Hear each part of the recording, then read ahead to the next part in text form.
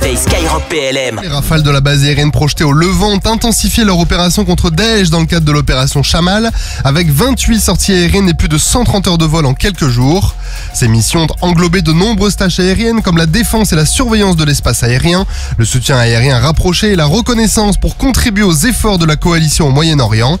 Dans le même temps, au sein de l'opération Inherent Resolve, l'équipe de conseil du commandement des opérations interarmées au Joint Operation Command Advisory Team a organisé un stage de planification de mission pour une vingtaine d'officiers irakiens et kurdes. Les conseillers français de cette équipe en charge de conseil de haut niveau de l'état-major ont dispensé des cours spécialisés qui ont couvert différents aspects opérationnels liés aux spécialités des instructeurs. L'armée de l'air et de l'espace participe jusqu'au 24 février à l'exercice international COP North 24 qui est organisé par l'US Air Force sur la base aérienne Andersen à Guam entre l'Australie et le Japon. Depuis le début du mois, près de 70 aviateurs de l'armée de l'air et de l'espace ont rejoint l'île pour participer à cet exercice. La France y contribue avec 2 aéronefs de transport, un A400 M Atlas de la base aérienne 123 d'Orléans-Brissy et un CASA CN 235 des Forces armées en Polynésie française. De plus, des spécialistes du commandement et du contrôle du centre air de planification et de conduite des opérations sont également présents. Pendant près de 3 semaines, les équipages français participent à des opérations aériennes complexes comme des exercices d'interopérabilité, des missions de sauvetage aéromaritime et d'autres missions qui nécessitent de la réactivité et de l'adaptabilité. COP North offre ainsi à l'armée de l'air et de l'espace l'opportunité d'opérer dans un contexte international en Indo-Pacifique, une région où elle assure en permanence la souveraineté de ses territoires.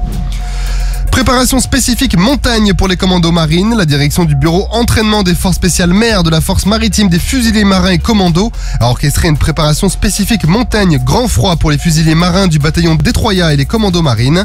Cet entraînement est une étape cruciale dans la préparation de leur engagement qui est prévu en zone arctique lors de l'exercice interallié Nordic Response 24 qui se tiendra au mois de mars.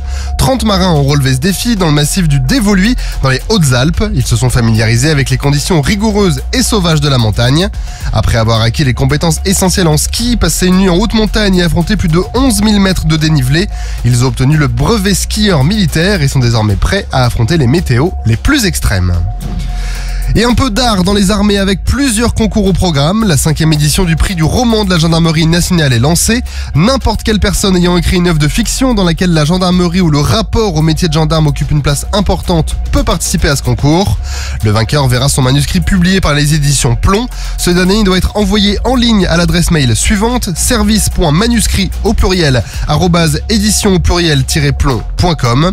À l'issue d'une étape de présélection des finalistes, un jury désignera le lauréat. Il sera présidé par le général d'armée Christian Rodriguez, directeur général de la gendarmerie nationale, et composé d'écrivains, de journalistes et de gendarmes. Chaque candidat ne peut adresser qu'un seul manuscrit composé d'au moins 150 feuillets de 1500 signes. Vous avez jusqu'au 16 juin 2024 pour soumettre votre manuscrit. Et si vous préférez, l'édition 2024 des prix Vermeil et Schwandenfer est aussi lancée. Ces prix célèbrent l'engagement et l'expression artistique en lien avec l'armée de terre en mettant en lumière le talent des créateurs militaires et civils. Le premier est un prix photographique ouvert aux photographes professionnels, qu'ils soient affiliés au ministère des Armées ou non. Il comprend 3 catégories, la meilleure photo, le meilleur photoreportage et un prix spécial. Il est ouvert jusqu'au 30 avril. Le second est un prix cinématographique qui incite les vidéastes professionnels à présenter leurs travaux, documentaires, films ou reportages d'actualité. Ce prix se divise en 2 catégories, format long et format court, chacun mettant en avant la vie et l'engagement des soldats. Vous avez là aussi jusqu'au 30 avril. Sur terre, sur mer, comme dans les airs. Skyrock PLM, en équipe avec Uneo, la mutuelle des forces armées.